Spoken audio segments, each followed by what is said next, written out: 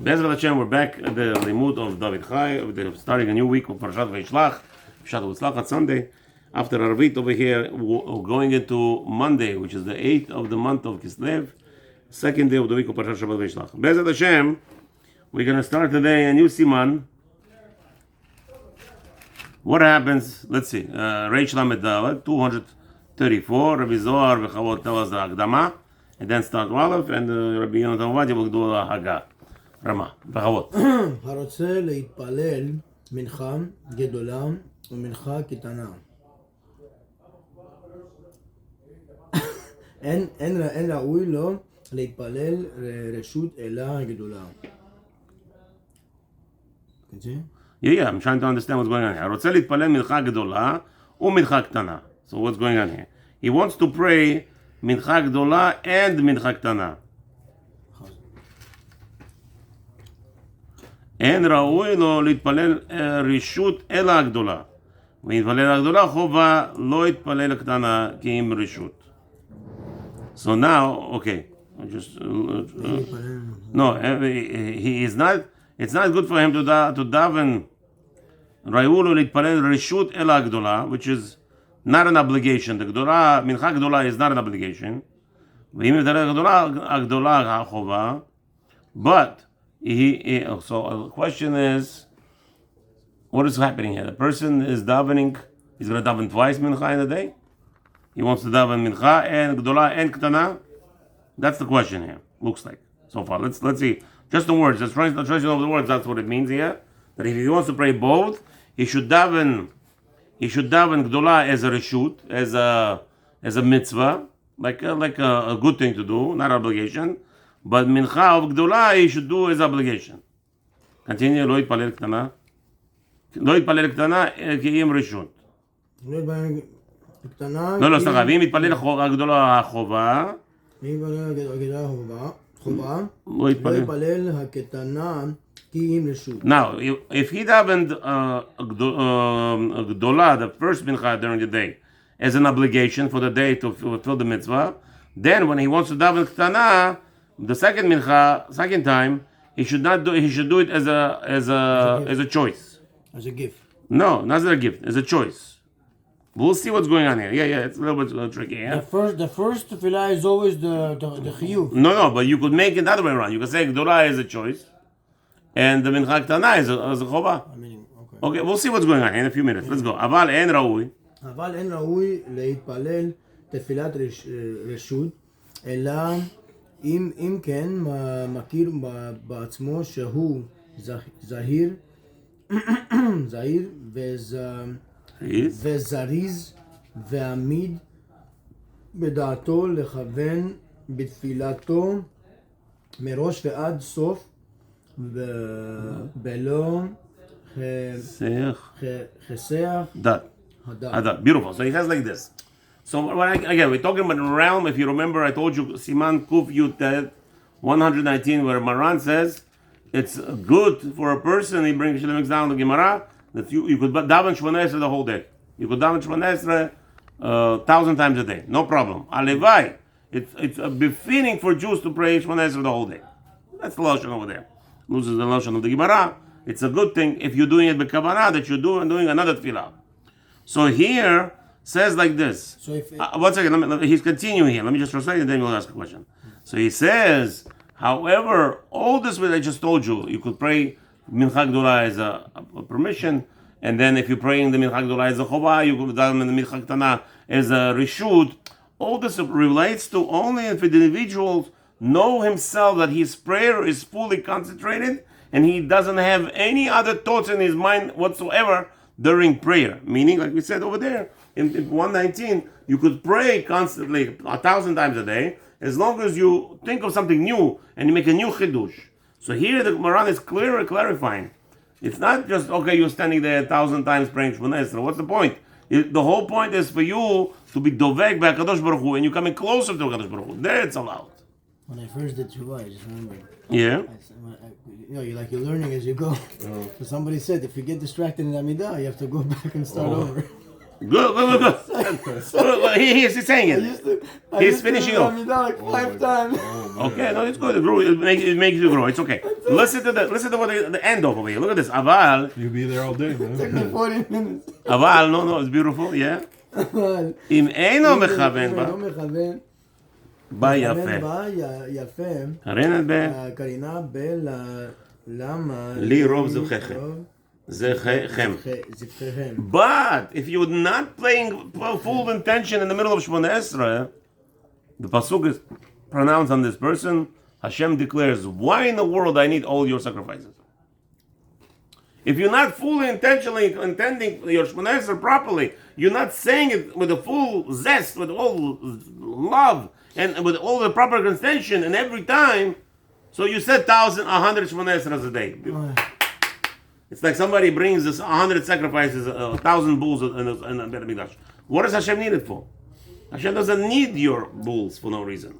It has to be an elevation. The whole purpose of a bull in the Beit HaMikdash was to elevate you spiritually. Not just, okay, let's go, yalla, let's get it over with. Mm-hmm. That's not what we're talking about here. That's what he says. That's why you are allowed to daven as many Shmona Esrei as you want. But it has to be each time that you're doing it with a new warm kind, new heat, new jumping. You can't hold yourself. Then it's allowed. Let's see, Ramam. לומר אשרי שקודם מנחה אלא כשיש מניין בבית הכנסת כדי שיאמרו עליו הקדיש שלפני תפילת המנחה. Oh, so here's Ramai is telling us, clarifying for us. It's a big chidush for me also, I don't remember this. That makpid, you should be makpid, the chazan should not say ashrei unless they have 10 people in the shul. He says, if you don't have 10 people in the shul and you said ashrei, we have a problem. What are you saying kaddish for? We want the kaddish to be related to the mincha, to the ashrei, to the tehillim that you were saying before. Yeah. So when you finish that, you say kaddish on that. I don't know. We'll see if everybody is on board with that, because remember, it's not a full kaddish. It's a chetzi kaddish. Where we have such a thing as a chetzi kaddish on the tehillim. I'm actually wondering, why do we always wait to say ashrei? Now you know over here they follow the Ramah. Very good. Yes. Continue.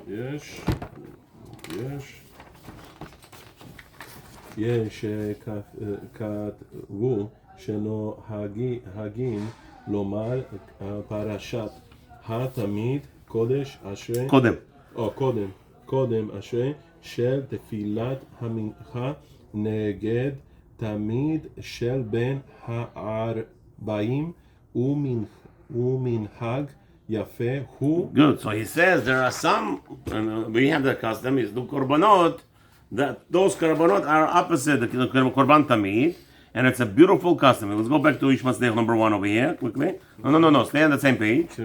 Yeah. וכן נכון לומר פיתום הקטורת.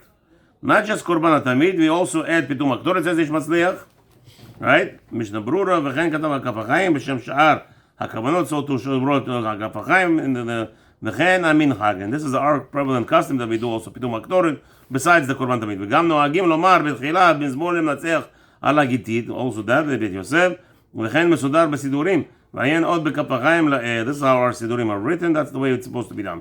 שיש להיזהר מלדלק, it's very important not to skip all those.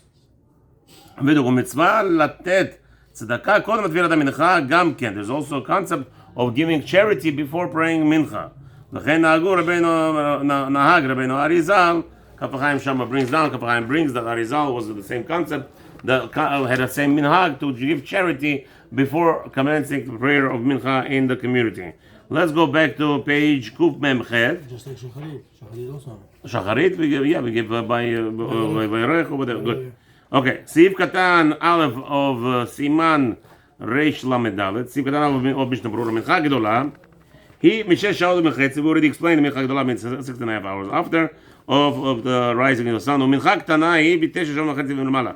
So Mincha Ketana he prays 9.5 hours after the sunrise. ורוצה להתפלל שתיהן. Now, a person wants to pray both of them, he said. אחד לחיוב ואחד לנדבה. What the Zohar just mentioned, he wants to give a gift. He wants to give a present to Hashem. You know, Hashem is so kind to me. So he wants to do one as an obligation and one as a gift. Kamod Dekai Malan Besiman Kuf Zayin, as we said over there in Siman 1:7, the Yechol Adam 1:7. I thought it was 1:19. He says 1:07. Okay, maybe I made a mistake. He says 1:07. The Yechol Adam Litpalel Kama Shirtze Betorat Nedava. A person could pray as much as many tefillot Shmoneh Esrei as long as he's doing it for a gift, he's allowed. ובלבד שיחדש דבר בתפילתו שהיא לנדבה, and every time he prays a prayer which is a gift, he has to make some kind of chidush in it. Not just pray out of blue. I shall make some kind of extra kavanah, like let's go. He takes a bracha of Michayim Mitim Hashem. I know for a fact, like right, he's thinking to himself, Hashem, I know that all the people who are maminim, that Hashem, all those people who don't take ribit will arise. So he elaborates in his machshava on that bracha before he says Michayim Mitim. Who's going to be Michayim Mitim? Only those who are befitting. And next bracha. So the next Shmoneh Esrei he says, you know what? He goes more deeper into Akel HaKadosh. Hashem is on high, the holy, and there's no holy one than him. And he elaborates a little bit more than the regular Shmoneh Esrei. This is what we're talking about here. He takes more elaboration, more kavanah in his next Shmoneh Esrei than he did before.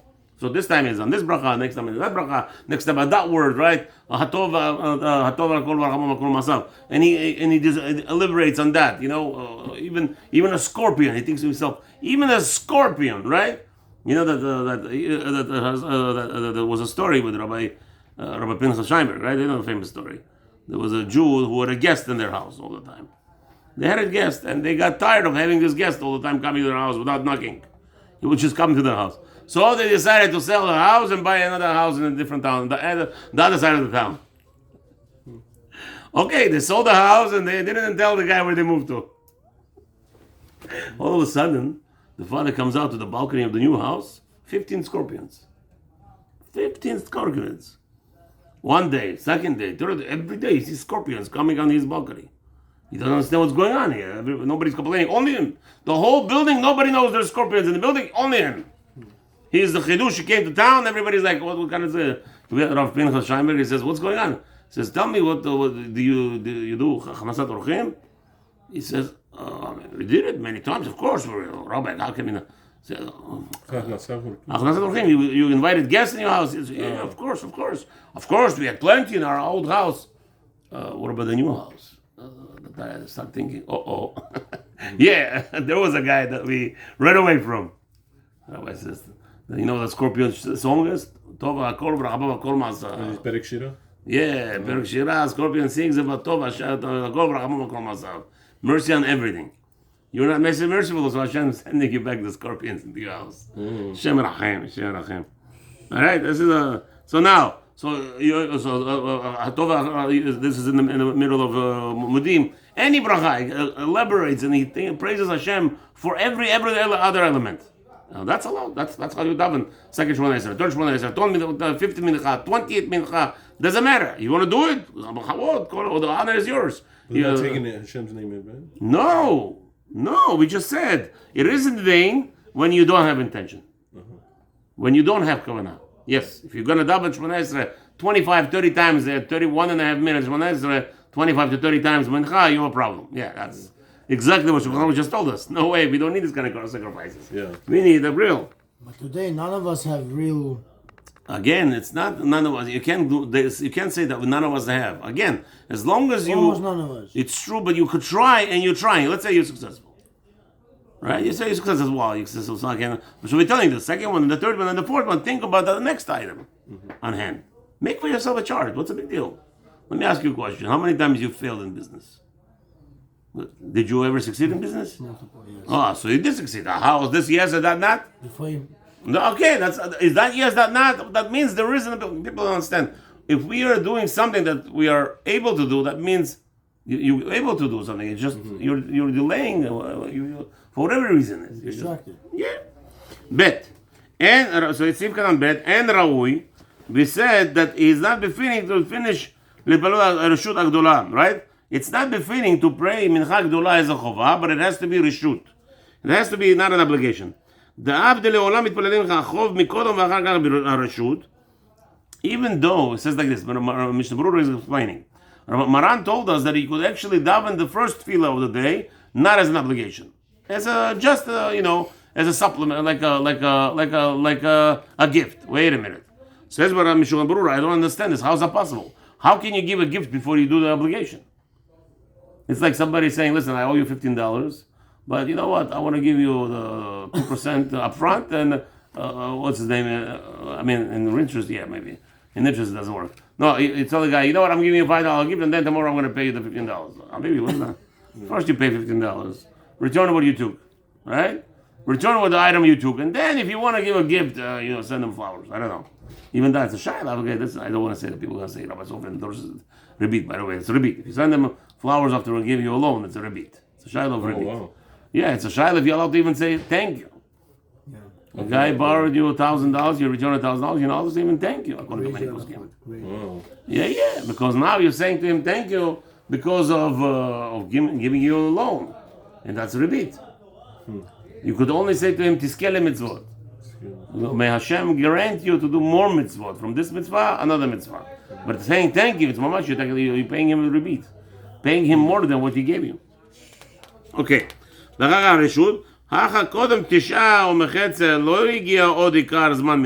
says, why is over here reshut? Because it's Mincha Gedolah, because the chovah of Mincha, the best, we said, the spitz of Mincha is 9.5 hours after the Netzach Hama.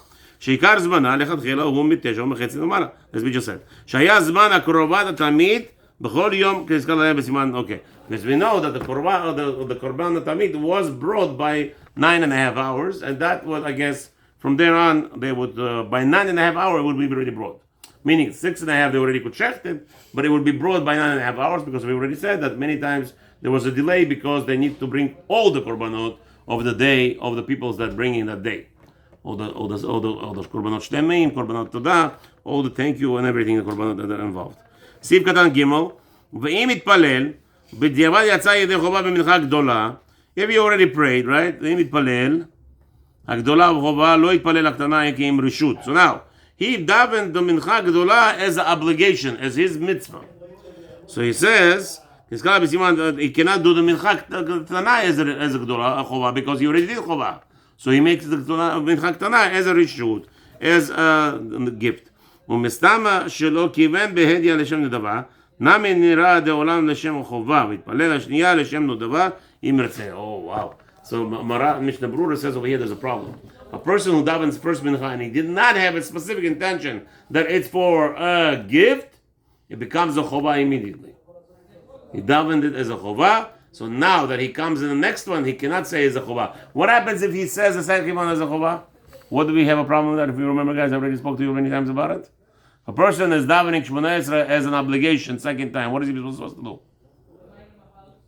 Come on, guys. Stop the tefillah, because you're not doing a chova. You realize that you already did it. You can't have in mind. You realized you can't just continue as a no, gift. Nedava, no, not allowed. Because your beginning is no longer there. The moment that you start with a chova, and then you realize in the middle that you're not obligated, you daven already, mincha. You can't continue.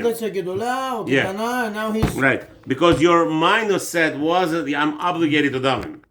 Because your mindset was obligated to daven, we tell you to stop because you're not obligated to daven. Now it's brachot al-Talah. You're supposed to stop. Now you can start a new one as a nedava if you want. You don't obligate it. You're not obligated. Okay? Remember, what happens if the guy doesn't know how to do Mechadash? He doesn't know how to elaborate more on the bracha in the middle. So he can't force him now to say, no, since you started by mistake, now don't be foolish, start a nedava. No, habibi. There is a condition, and the nedava has to be with a new intention. Elaim ken makir.